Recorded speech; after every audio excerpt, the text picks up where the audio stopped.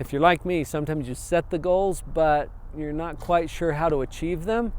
5 steps today on how to achieve your goals.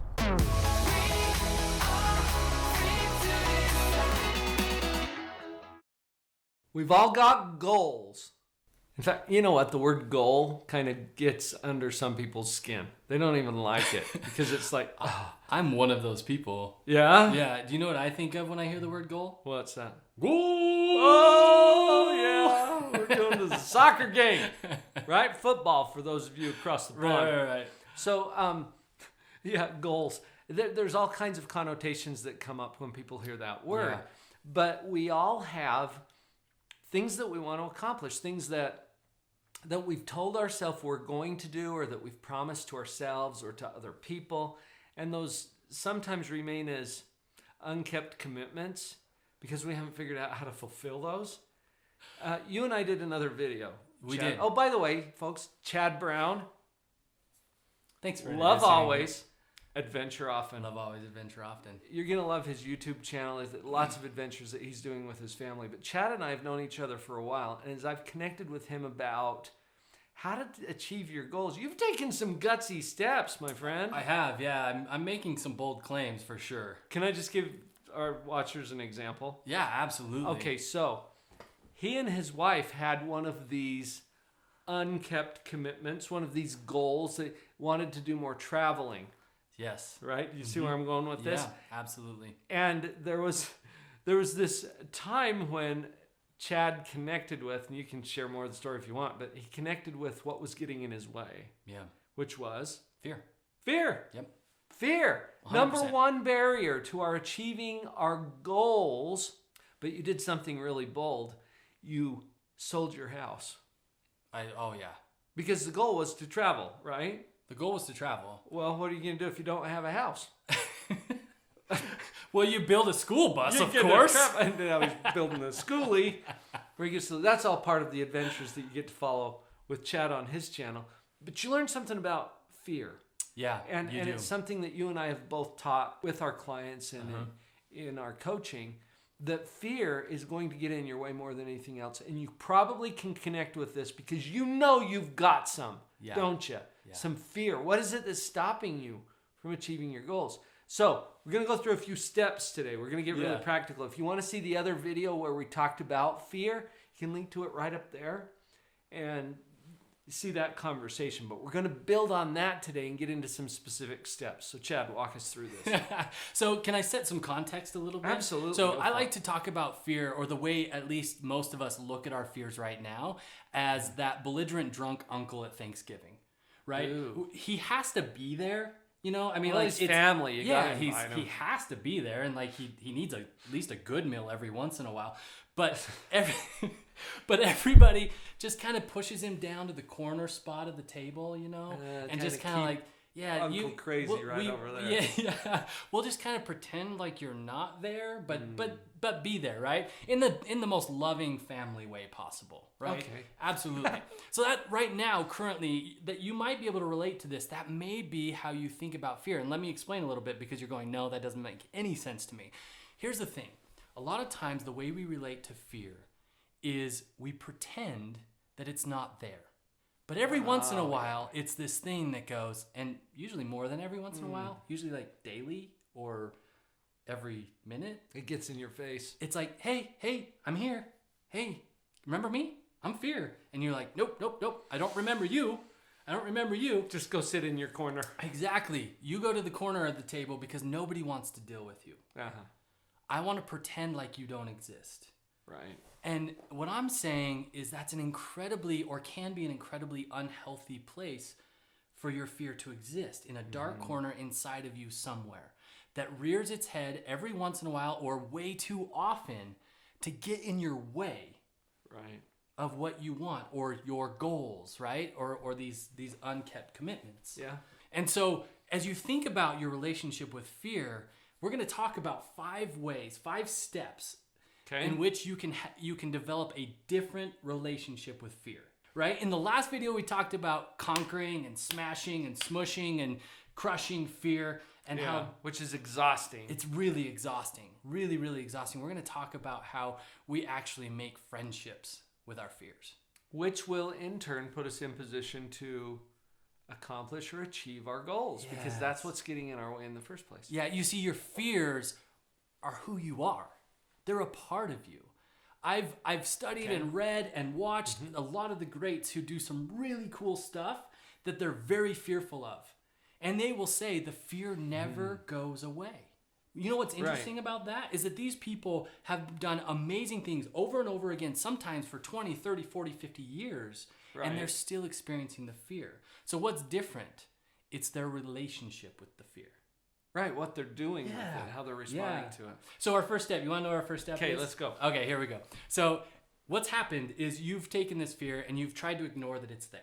And you've pushed it down into a dark place that it doesn't get to breathe, live, and so it's constantly trying to come up for air. Okay. What we need to do very, very first is we've got to rediscover what those fears are.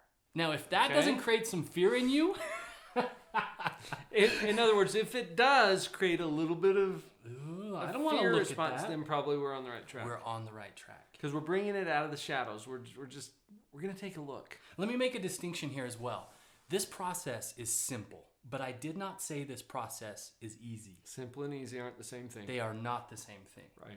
This is not easy. This is hard work, my friends. I run a podcast called It Takes Grit, and it's all about people coming to terms with their fears.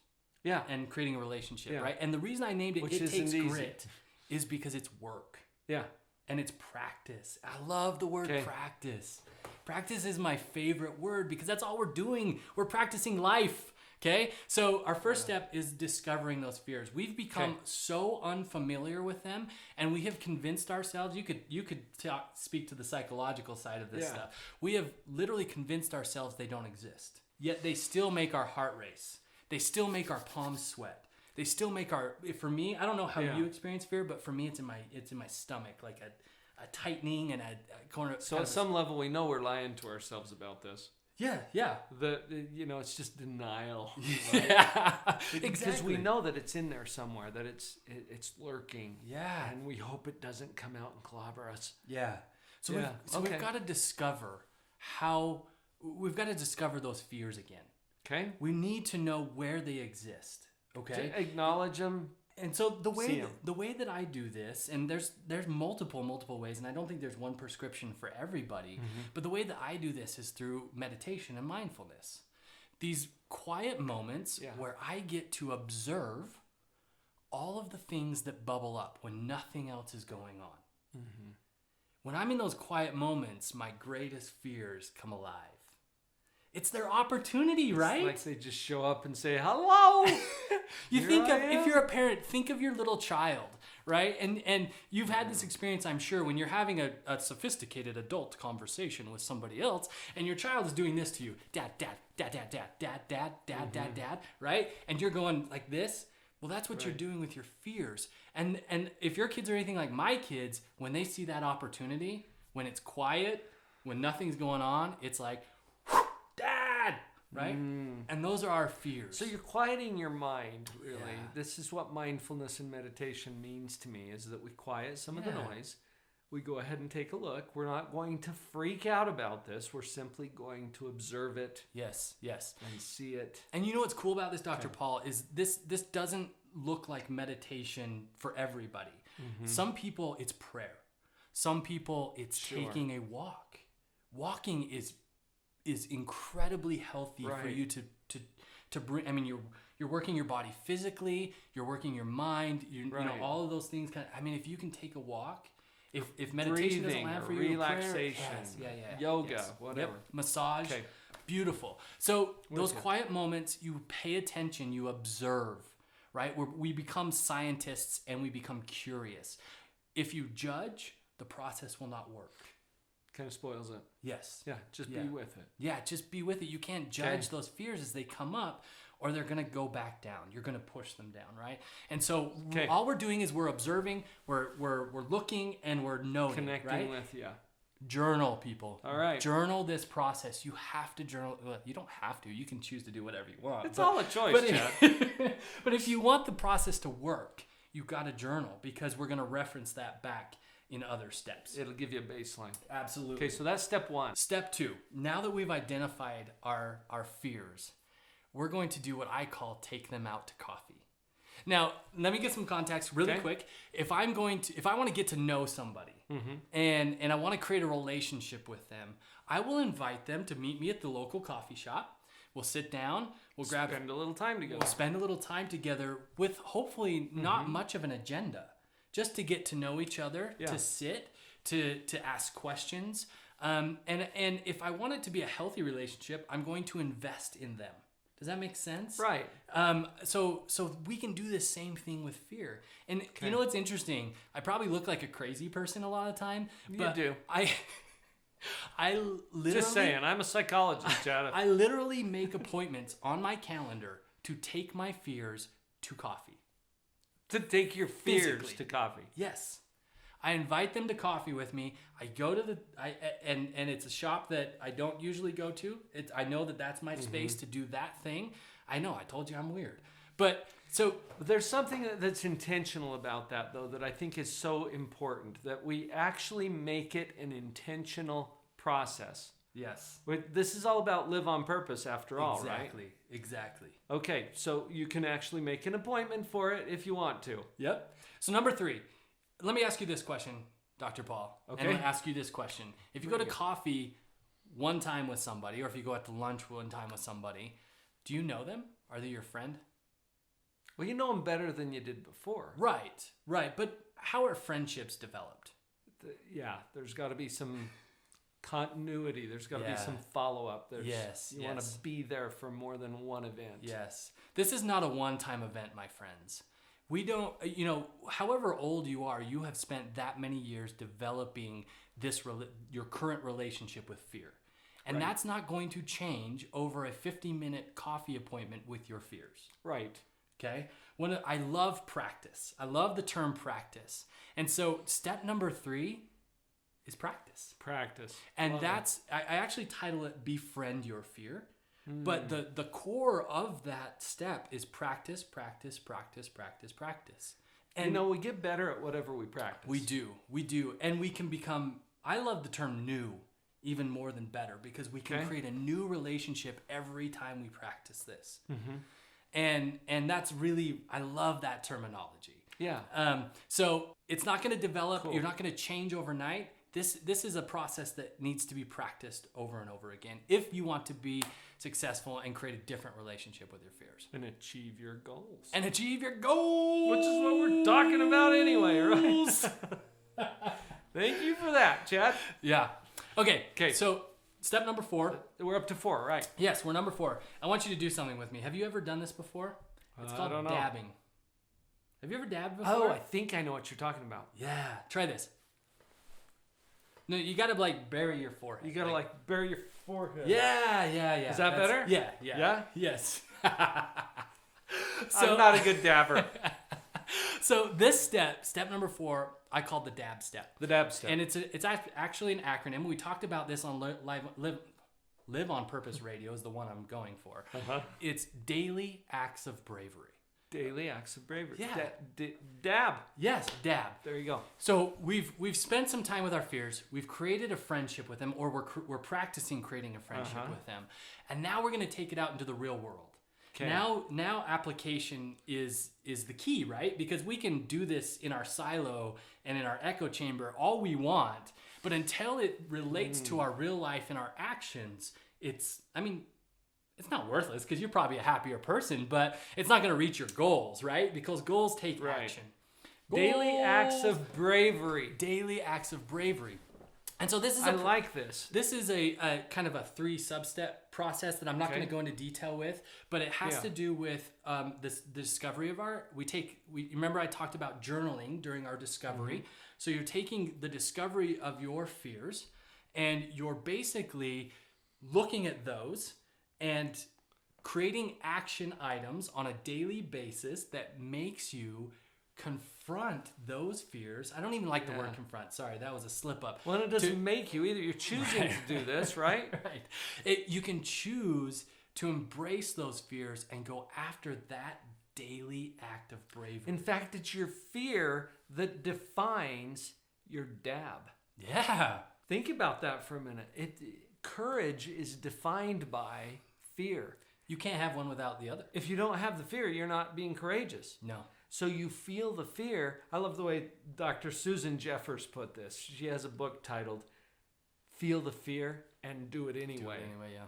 Because the fear is guiding you toward what your courageous act will be during that day. Yes. But remember, we're not fighting it. We're not crushing it. We're not conquering. Can I do another disclosure? Please. Disclaimer? I love disclaimers. This does not mean that you should take whatever you're afraid of and go do that. Like jumping off of cliffs, for example. Or yes, I always forget to make this disclaimer. So we're going to make a little disclaimer there that your fear serves you well to keep you safe physically. All right? But there's a lot of irrational fears that we develop, and you'll know which are which. Yes. Okay? You'll know which ones are which. So we're not talking about facing every fear you have. No. If you're going to get physically hurt or die, in fact, keep that fear. Embracing that fear helps to keep you alive. Yes. So we'll make that little disclaimer. Yes. So you got one more, right? We've got one more. We got 5? We need 5 steps. Bring number 5. It just feels incomplete at 4, doesn't it? Especially when we said there would be 5. You have a 5th one, Chad, or not? So we've discovered them. We've befriended them. Mm-hmm. We've put them into practice. Practiced it. Now we're going to help others do the same thing. Yeah. There's a certain amount of anchoring that happens within us when we take a practice that we've been participating in for a while, and then we go out and we help others. Right. There's it's like a next level anchoring. I don't know how else to put that. But when this follows, Chad, from what we know from the psychological side of things. When we experience something that changes us, you said that you become new. Yes. Yeah. It's not like improved. It's like a whole new creature sometimes, isn't it?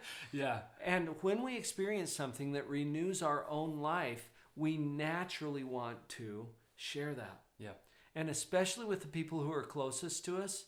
So you'll notice that the first people who come to your mind that you want to help or assist or to share are the people that you love the most. Yeah. The people who are closest to you.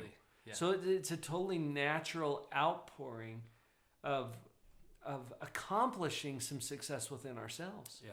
Yeah. Oh, and there's something amazing that happens. I've seen it time and time again with my coaching clients is when we've gotten on a good end of some of these fears and some of these practices, instantaneously, almost it seems like instinctively is probably a better word. Yeah. They tell me I want to do this for other people. I want to help people. I want to help guide people through this same process. Right. And so to really anchor that process, we share it. And we help others in the world. I mean, think of a world that, and I'm a really big dreamer. So yeah, I've noticed. So I think of a world where all of us have a very healthy relationship with our fears, know them, and use them to be better and be the people that we're actually meant to be. Right. And that's only going to happen. I can't do it all myself. No. I need some help.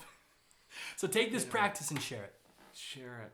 Beautiful. 5 steps. There you go. Yeah. Thank you, Chad Brown. Thanks for having me. You can link to Chad in some of the descriptions down below and just have some fun. Love always and adventure often. That's right. This has been so fun. There you go. You know what? The fact that you're here shows that you're moving toward those great goals. There's probably some other people that you'd like to bring along. Please share this episode with them.